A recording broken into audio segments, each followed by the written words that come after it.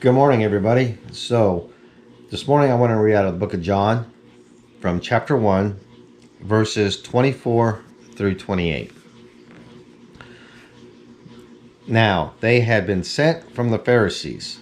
They asked him and said to him, "Why then are you baptizing if you're not the Christ, nor Elijah, nor the prophet?"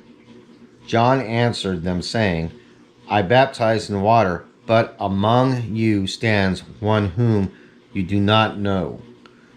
It is he who comes after me, the thong of whose sandal I am not worthy to untie." These things took place in Bethany beyond the Jordan, where John was baptizing. So, the Pharisees and the Levites sent these scribes to question John. But first off, I try to identify who he is. And he told him right off the bat, "I'm not the Christ." And they asked him if he was Elijah, the prophet. And he said, "No, I'm not." And so they kept asking, "Well, then who are you?" And so John revealed himself as the man that Isaiah prophesies about, who would come to make everything ready for Christ's coming. And then what I just read was the conversation. And what I like about this is, well, one, even in birth, even in the womb, John knew who Jesus was. Because when both their mothers were pregnant, John was jumping and moving around for joy when Jesus was right next to him when Mary was visiting her cousin. And so that connection never changed, because at the time that these scribes who were sent by the Pharisees were questioning John, Jesus was among the crowd where John was baptizing. And that's why John said, "But among you stands one." Jesus was there when the Pharisees, scribes, were questioning John about who John was and why he was baptizing. And John just, flat out told him, "I'm just doing this with water. But essentially, Christ, who is far better than I am, I'm not even worthy of untying his shoes, basically, in our day and age." He humbles himself so much in reference to himself and Christ with these scribes. But um, he essentially is letting them know that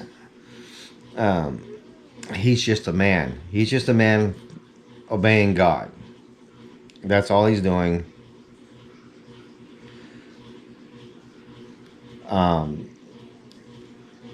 And the one that is the one that's among them right now in front of him is far more worthy than he ever will be, because he's the Christ.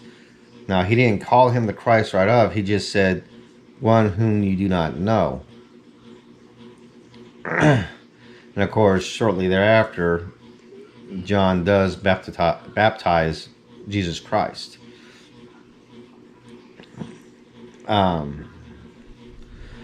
So I just guess I felt led to share this little bit just because of the relationship that John had with Christ. And honestly, I don't know, because it doesn't really say anything about Jesus's childhood. If if John and Jesus ever played together when they were kids, um, they were cousins, but how close those families traveled and visited together, I have no earthly idea. But it's just amazing, though, to me, the connection that John and Jesus had, where even if they didn't see each other in all that time, the fact that John knew who Jesus was, saw him standing there with those who were questioning him. I mean, that's a relationship that, I think, those who truly love Christ would love to have. You know, to be able to say, "There he is," you know, and then to be so humble with these scribes in regards to how he sees himself compared to Christ, as not even being worthy of untying his sandals from his feet.